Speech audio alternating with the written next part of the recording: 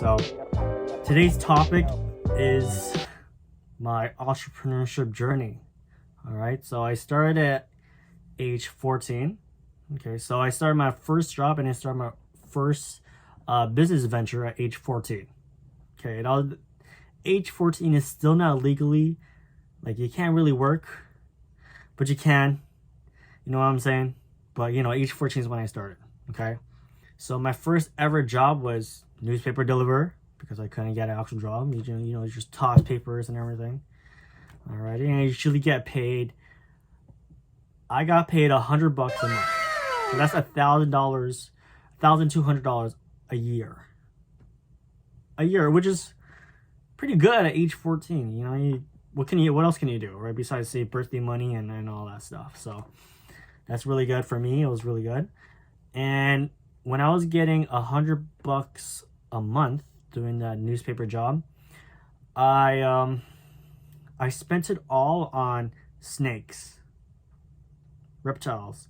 I had a thing for reptiles back then. I liked reptiles. I used to have ball pythons. I used to have uromastyx, leopard geckos, lizards, all sorts of things, right? So, and then now I was like, maybe I can turn this hobby into an actual business. Because I was watching YouTube back then, and there's this YouTuber I'd seen, and he was making like apparently millions off of selling snakes and breeding them. So I used to buy those expensive snakes, and I'll save up a couple months, pure labor for a few snakes, right? So typically one snake would cost me $400. It depends on what kind, the color it was, the breed. So typically it would be $400 to me working, okay?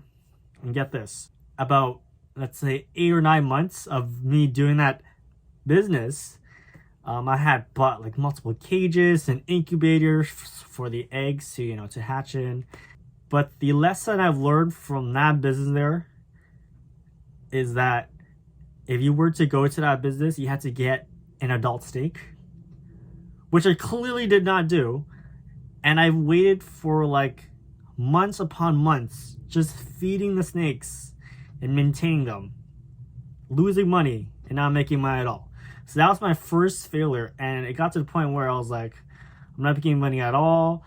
Starting to get bored, and I just business out immediately, right? So that's my first business lesson I learned, and when I was 14 years old. To go to a business, you gotta get money. You gotta make money. All right, and my business was not making money within a few months, and I was knocked out of the business. So that's my first lesson. Now, that first lesson there was actually helped me grow with the claw machine, right? So I was looking for another business, and I was like, I need a business where I make money immediately, like profits. It doesn't matter how much profit, I just need profits coming in. As long as there's profit and there's money coming in, I'm gonna do it.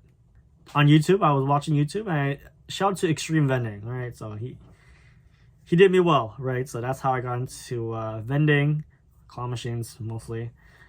And yeah, that's how my claw machine journey began. But from ages 14 until 18, that's when I first started my business. I also did some little side hustles along the way as well. I tried doing Amazon affiliate marketing, trading, day trading, with paper accounts. Is it called paper accounts? I don't know. You sign up on the app, just trading app. You sign up, make a account where there's like what, $100. Let's say you put fake $100 in there, credit, and you put it in trade, and you see how the trade goes. I was trying to study like the patterns and everything. Completely failed. On paper, I made like $1,000 profit, but then I didn't just really want to do that for some reason, because I might be good at it, but like it's just like it feels gambling. It feels like I'm gambling. So I was like, yeah, I don't know. I might have made $1,000 profit on paper, which is, I could, if I put $100 in it with real money, I could have made $1,000 real money. But I didn't really want to do it for some reason. I just felt like it's gambling, right? So I tried day trading, Amazon affiliate marketing. I actually have my own website Amazon affiliate marketing website on my Instagram. All right, so still there. I did ads and everything. I paid ads on TikTok, Instagram. I paid ads, and I lost money. I got it like a few clicks though, like a couple cents, but I lost money. What else did I do? Drop shipping. When drop shipping was booming, I was like, I gotta try this. Completely failed. So that's four businesses I tried before claw machines. And this is my fifth business venture. Age 20. Started at 14. Four business later, age 18. That's when I started my claw machine, which I'm still sticking to this day. Right? So from ages 18 to 20, that's the only business I went to so far, which is the claw machine. For now, I wanna within this business, doesn't matter how bad it gets. I wanna focus on it. Because I'm making profits, right? Which is great. So that's rule number one. At least make profit, right? Business is business if it's making profits, right? So that's good. And yeah, so I just want to stick to it. I feel like this claw machine game is a long term. It's not short term. It could be short term. You could go to many locations within a matter of a few months and you get a bunch of locations, making a bunch of money, right? But I want this claw machine experience to, learn along the way. Of course, if you don't make mistakes, you never learn. So whatever mistakes I make, I'm happy because I learn from my mistakes, right? That's the journey there. But you try to reduce your mistakes watching other people's mistakes. So don't be like, oh, okay, give me all the mistakes, because sometimes mistakes slow you down, right? So try to minimize mistakes, but try to also embrace mistakes as well. Do I go to college or university? No, I don't.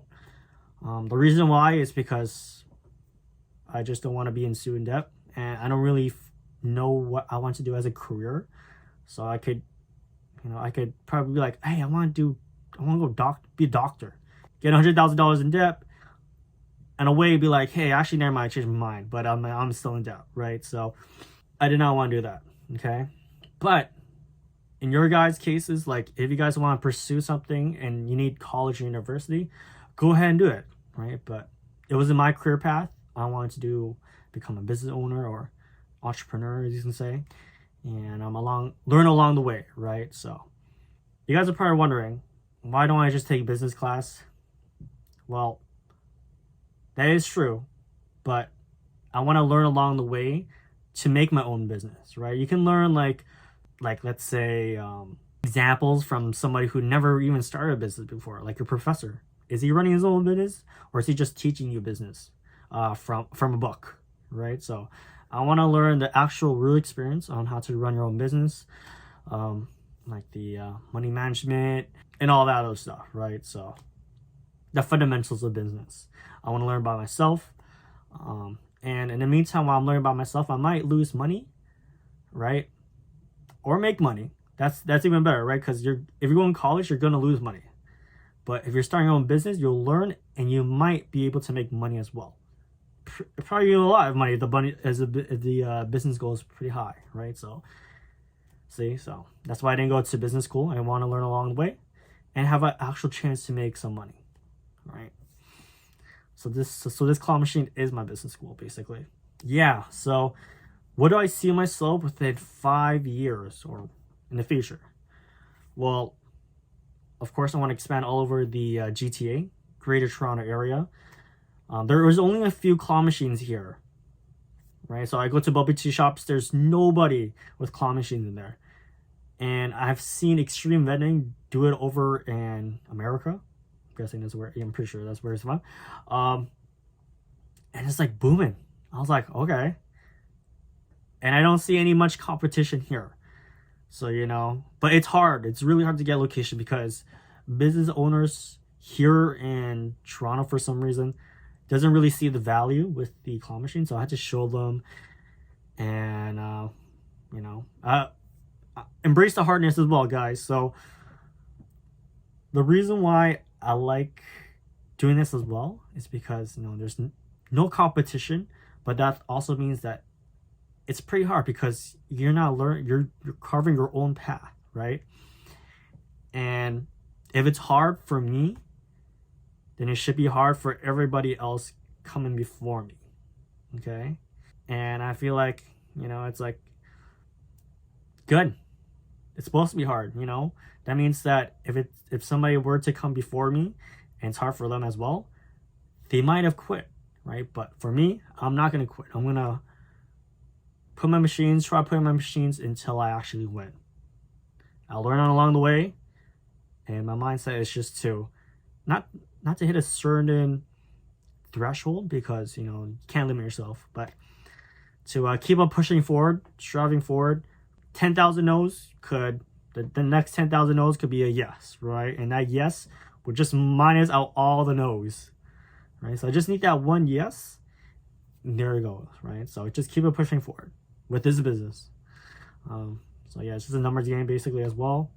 Yeah, so just expand over the GTA. Now, within the 8 months, I have not been focusing on my business. The 8 months was because I was doing life insurance as well. So at 19, I got my license for my life insurance, and I was doing outbound and inbound calls. So basically, if you guys don't know what that is outbound, I just reach out to them, right, for life insurance. And inbound calls, they call me and ask me for life insurance, right? It was terrible. Most inbound calls, if you like, you might think, hey, they want life insurance. No, they think it's like free money from the government. They're like, oh, can you give me more information about life insurance? Like, you're not even getting any sales barely from inbound calls rather than outbound, right? So yeah, it works. Inbound and outbound has their own perks, but yeah. And the reason why I did life insurance, focused on life insurance for 8 or 9 months, and not focus on my business, is because I want to learn how to talk on the phone. Because when I was in middle school, I used to have social anxiety. Actually, this might be an embarrassing story, but I don't care. We came from somewhere, right? So when I was in grade 1 or grade 2, when I go up there to present, I would actually wet my pants. And that happened for like up to grade 2, right? So I used to be so scared of talking. Up until around, let's say, grade 11, grade 12, when I was 16, 17, then I was comfortable with, presenting in class, talking to people. And for my high school days, I actually went to 5 different high schools. So I guess I'm good at talking and meeting new people because I went to 5 different high schools, and I learned how to make friends along the way as well, right? So 5 different high schools, that taught me some experience as well. Yeah, and I was focusing on calls because when I was 18 years old, actually, I couldn't even answer a call. Like, let's say if a random number was calling me, I don't know. My fear would, like, my heart would drop. I'll just leave it ringing. I'll look at it. I was like, until it stopped ringing. That was when I was 18. So at 19, I was like, yeah, this gotta stop. So I applied for life insurance, got my life insurance license, went on the calls, faced my fears, went on calls, got into the corporate world, went on the calls, acted professional, sold life insurance policies to adults, right? So like, if you put your mind to something, you want to change yourself, you can do it, right? So, change only happens with you, right? Nobody else can change you. Only you can change yourself. And I made that huge step forward to improving myself as well, right? So now I know how to speak on the phone. I'm not scared anymore. I'm not scared to meet new people. It's part of learning and taking it slowly as well, right? So you could be my age, 20 years old, and still scared of talking on the phones, still scared of talking on camera. That's why you guys have not done YouTube yet. But as long as you make that first step, it doesn't need to be big, just a little. Like, you can probably order food go to the counter and be like, hey, start a little conversation. It's like, hey, how's it going? And the other person's like, I'm fine. How about yourself? And you're like, I'm doing great. By the way, can I order a combo or something like that? And I'm like, sure, awesome. See, it starts with something like a little bit, right? Just a little bit there, here and there. But But yeah, step by step, guys, and then you're slowly exceeding life, right? So there's many things to learn. You know, I might be experienced in some things, but there's always room to learn more about talking to people. So that's about it, guys. Hopefully I kind of motivate you guys into, you know, go out there pushing yourself. Remember, you're the sorry, one more thing. You're your only limit, right? Don't compare yourself to others, you know, right? So you're your only limit. You could compare yourself to, let's say, your siblings, cousins. Be like, hey, why is he exceeding life? I want to be better than him or her, right? But that is a checkpoint, basically. Like, let's say you were to become better than somebody you wanted to become better than. That's your only limit, right? But if you want to become better than yourself every single day, just you only, the sky's the limit, because you could be better. Just compete with yourself, because you're your only limit. You could be the best. You know, you could be the best of everybody, but you could be better if you were competing with yourself. Make that make sense. All right, guys. Well, thank you so much for watching, and I'll see you guys in the next video. Okay, peace.